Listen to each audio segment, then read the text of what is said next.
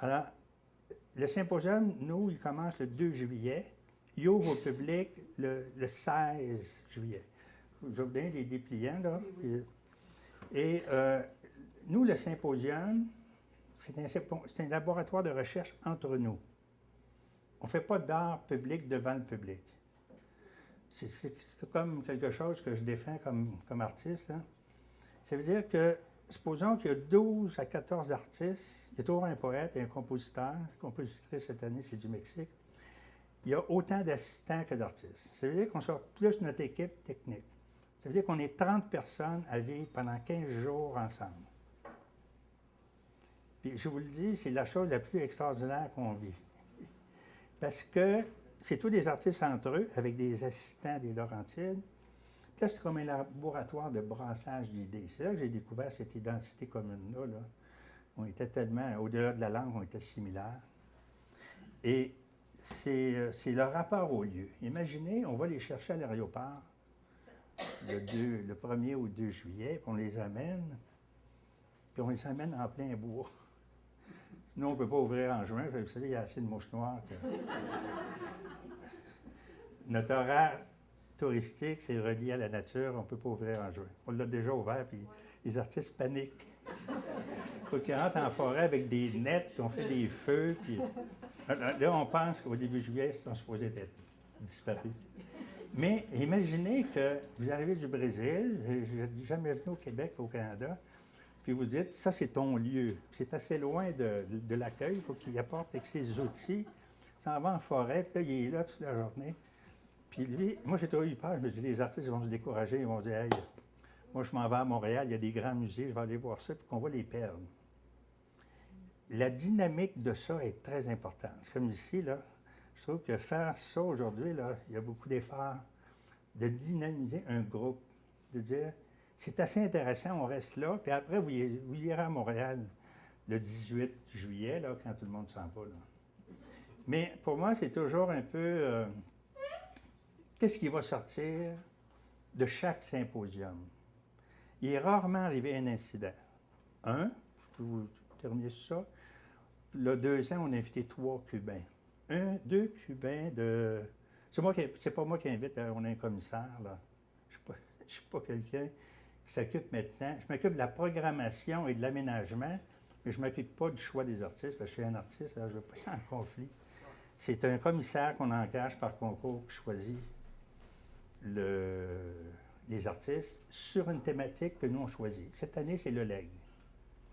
C'est-à-dire que le legs, l'héritage, c'est sûr que c'est une réflexion que moi et mon épouse et ma famille portent parce qu'on est sur mes terres. Le legs, à 75 ans, il faut y penser. Dans 5 ans, on va avoir 80 ans. Il faut que cette institution-là passe à d'autres. Mais elle passe aussi sur le plan de la pérennité. Hein? Puis le legs, je vais vous le dire, c'est que c'est une des choses qui m'a fait réfléchir beaucoup. On a beaucoup de difficultés au Québec à transmettre. On n'a pas le sens de la mémoire et de la transmission.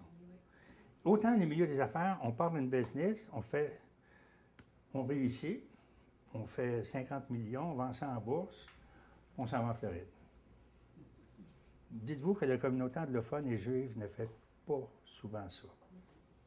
Mais sur la culture, c'est pareil. On part des institutions, puis le fondateur meurt avec l'institution.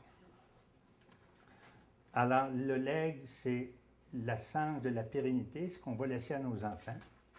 Je veux que ce terrain-là, là, on a toutes les lois municipales nous protégeant, là, on a les dérogations d'urbanisme, on est en droit de faire ça, mais je veux que ça reste un territoire protégé à la culture et à l'environnement, avec un mandat sur les Amériques. C'est le legs que je fais. Alors, je termine sur ça. Puis, alors, dites-vous que, quand je n'ai pas parlé beaucoup d'économie, que le symposium, chaque symposium, c'est environ 350 000 $. Les retombées, c'est 2 500 000 dans la communauté, à 70 % de gens qui travaillent avec nous. Mais dans la grande communauté des Laurentides, on fait affaire des fois avec des gens de Montréal parce qu'on fait, il y a du film, il y a de la photographie, on travaille en 3 langues, allez sur notre site Internet. Il y a beaucoup de gens là, qui sont reliés à ça. Et une étude du Conseil des arts a dit, bien, les retombées sont, moi j'étais très surpris. Alors, dites-vous que tous les grands restaurateurs de Val-d'Avec, il y a des très bons restaurants maintenant haut de gamme qui se développent un peu par rapport à la culture, que nous, on fait le plein. Quand ils viennent au Jardin du Précambrien le samedi, là, leurs restaurants sont pleins le soir. Mais c'est nous, ça ne nous rapporte pas, là. C'est un rapport économique à la communauté et à un grand environnement. Et quand je viens faire une conférence ici, c'est sûr que je vends à Val-d'Avec. Quand je passe à la télévision, quand j'attire à Val-d'Avec, j'attire pour tout le monde. Le métro attire pour tout le monde. Alors, il y a 1001 pots à Val-d'Avec, il y a un centre d'exposition, il y a un centre de gravure, on a une petite communauté, mais de 4800, mais avec beaucoup d'institutions, tous dirigés par des artistes. Je regarde le maire, là. C'est que la culture à Val-d'Avec, c'est un rare cas. Elle n'est jamais venue de la politique. Elle est toujours venue du monde des artistes, dont les politiciens ont soutenu notre démarche. Parce que là, les politiciens, souvent, c'est comme les développeurs, ils ont des bonnes idées sur la culture, puis ils font des médiévales dans une ville qui a juste 100 ans d'existence. Vous comprenez, non? Ou ils font un festival rock qui n'a pas de rapport avec... Et ça, c'est la politique. J'ai tendance à m'en méfier un peu, mais là, je pense que vous avez un très bon maire qui fait de la culture. Alors, je vous quitte sur ça, puis je vais vous distribuer les dépliants de... Oui? Ah, je l'ai pas assez vite? Ah, ça va être très, très vite. On reçoit 3 Cubains de Cuba, puis un Cubain qui était un artiste international très connu, qui vit à Miami. Mais alors, ça devrait être... On aurait dû le savoir, mais c'est pas moi qui l'ai choisi. C'est un anticastriste qui est très riche, parce que ses parents ont quitté il y a 50 ans contre le phénomène de la Révolution. Il s'est installé à Miami, il s'est enrichi, il est riche. Il expose à travers le monde. Il a même fait une œuvre pour George Bush. Mais c'est ça, là. Ces gens-là, quand ils se sont retrouvés tout ensemble, là, c'était des étincelles politiques. Et les deux, le Cubain s'appelle Estrada. Il disait aux deux autres Cubains, il se moquait. Avez-vous des ordinateurs? C'est comme s'il les traitait d'arriérés. Alors, puis j'ai trouvé que les deux Cubains des îles étaient très près de la communauté, très près des enfants, très près de notre... Tandis que l'autre, c'était une vedette, exposée dans le monde entier, mais c'est rare que c'est arrivé comme ça. On a vu qu'il y avait un problème sociologique qu'on n'avait pas vu venir. À la veille, il est venu me voir, puis il a dit moi, je m'en vais. Ben, j'ai dit correct, bonjour. Il n'y a pas eu de mésentente. J'ai mon billet d'avion, je retourne. Je retourne à Miami, bien, je dis bonjour. Alors, c'est ça, dans un symposium, on ne sait pas avec qui, comment. C'est ça, c'est un laboratoire, on ne sait pas comment tout ça va s'en sortir, mais c'est un des rares cas où la politique nous a dépassés. Alors, merci beaucoup.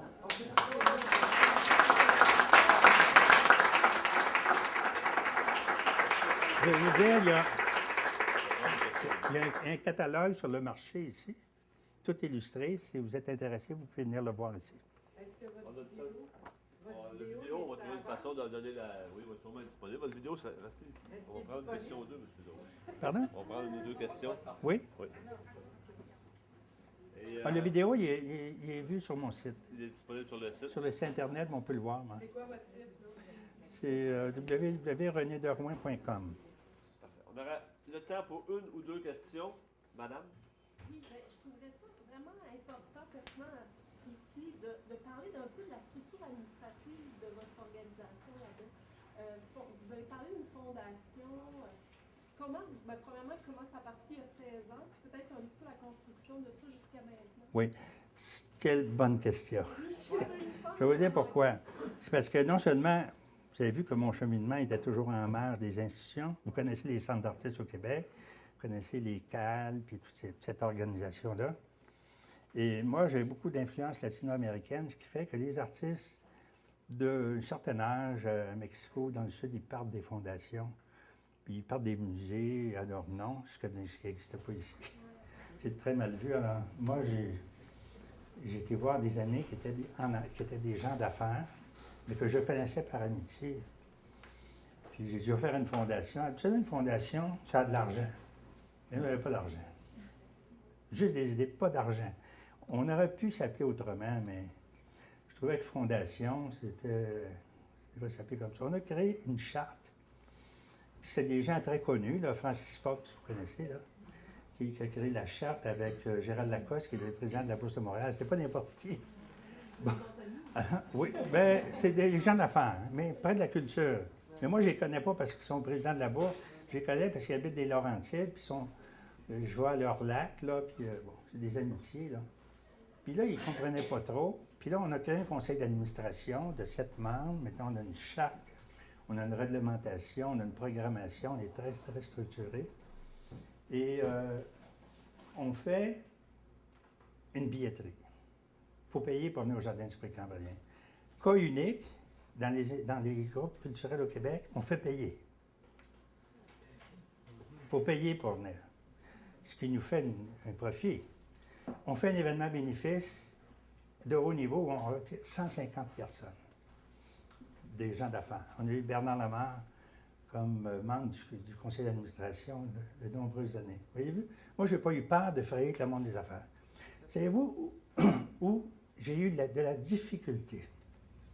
Mon modèle ne correspond pas à l'institution. J'ai eu des pressions énormes du CAL, pas le nommer, mais du CAL, des pairs, qu'il fallait que mon conseil d'administration, ce soit tous des artistes. J'ai dit jamais. Si vous voulez que ça fonctionne, ça ne sera pas des artistes. On fait des choses sur les artistes, mais ça ne sera pas des artistes, mais ça va être des gens. On a des muséologues, on a des historiens, on a 2 hommes d'affaires. Ce n'est pas tous des hommes d'affaires. Et ça fonctionne depuis 16 ans. On leur dit, allez chercher de l'argent. On va chercher des subventions, on a des commanditaires, la municipalité nous aide de 25 000. On a le CAD, le CAD nous aide, mais il nous aide à 14-15 %. Alors, on est très indépendant, mais je ne dirais pas non à la subvention du CAD, mais le modèle nouveau, il s'est imposé de peine et de misère contre le milieu de l'art, qui ne voulait pas. Deuxième problème, que ça porte mon nom, de Rouen. Ça, c'est... Maintenant, ça porte les Jardins du Pré-Cambrien. Je retire mon nom pour plusieurs raisons. Mais le succès de ça, c'est à cause de mon nom. Voyez-vous? Alors, quand on veut faire une culture de comité, puis on veut épurer, oui, ça porte le nom de personne. Moi, je suis très inquiet sur le statut de l'artiste au Québec. Il n'y a pas d'artiste porteur. C'est pas un comité. On ne met pas un comité, là. Le comité, ça ne fait pas une œuvre, mais ça fait un groupe de pression. Et moi, j'ai dit, ça va s'appeler Derouin. Et longtemps, les gens disaient, on va chez Derouin. J'étais très connu partout, alors qui fait qu'on reçoit 15 000 personnes. Mais le milieu de l'art est tellement refermé dans sa structure de fonctionnement qu'on n'a pas créé d'autres modèles. Et ce modèle-là était unique, mais après 16 ans, il s'est imposé. J'ai beaucoup de téléphones de gens qui veulent faire des fondations. Parce qu'on a aussi un système d'abris fiscaux qu'on peut émettre aux gens qui nous donnent un don. Ça vous répond à votre question? C'est ça. Bien. Est-ce qu'il y a d'autres questions?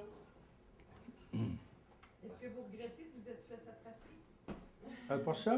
Est-ce que vous regrettez de vous être fait avoir dans votre projet? Là, vous disiez, je suis pas un artiste. Ah non, parce que le projet du métro, c'est réalisé. C'est tellement heureux. Tellement heureux tous les jours, même. Je vais au village, puis ma petite fille une petite fille de 9 ans, là, j'en ai 4, mais en fin de semaine, j'amène au village, puis elle dit, ça, c'est Dufresne de Rouen. Puis j'ai dit, écoute, je ne suis pas propriétaire du centre d'alimentation. J'ai dit, c'est du Dufresne de Rouen. Mais elle a 9 ans, elle a vu la force identitaire.